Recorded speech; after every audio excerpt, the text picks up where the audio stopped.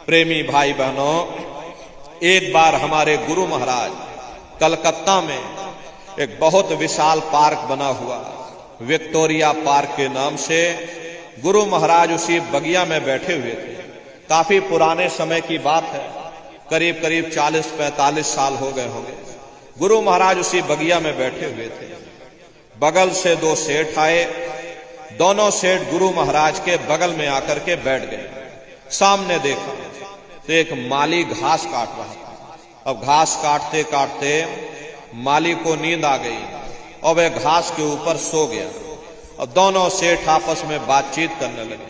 तो देखो उस माली को, हमसे ज्यादा सुखी तो माली है, कम से कम उसे नींद तो आ रही, हम लोगों को नींद तक नहीं आती। नींद की गोलियां खा खा करके सोना पड़ता है। गुरु महाराज उन सेठों की बात सुन रहे थे। गुरु महाराज बोले, अरे भाई सेठ जी, तुमने अपने आप क्यों फैसला कर लिया? जाओ पहले माली से पूछ करके आओ क्या वो सुखी है या नहीं है। गुरु महाराज की बात को मान करके दोनों सेठ माली के पास गए।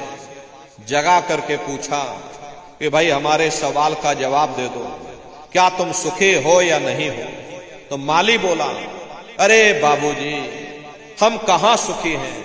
सुखी तो देखो महलों में जो रह रहे, ऊंची ऊंची इमारतों में जो रह रहे, वे लोग सुखी हैं, हम कहां सुखी हैं। गुरु महाराज उसकी बातों को सुन करके कहने लगे कि देखो ये सेठ कह रहा है कि माली सुखी है, और माली कह रहा है सेठ सुखी है, और वास्तविकता यही है, यहां कोई सुखी नहीं।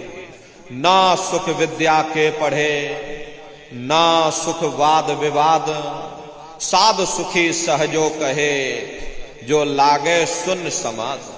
न आलिम फाजिम सुखी है, न गुड़ी ज्ञानी सुखी हैं, न बड़े बड़े बुद्धिमान सुखी हैं। अरे सुखी वही है जिसने दुनिया में से अपने मन को निकाल करके और मालिक के चरणों में लगाया हो, मालिक की भक्ति में लगाया हो। इसीलिए महात्मा कहते हैं, लगो तुम अब चढ़कर सतनाम। अगर तुम सुख पाना चाहते हो, अगर तुम शांति पाना चाहते हो, तो सतनाम की खोज करो, उस परमात्मा की भक्ति करो।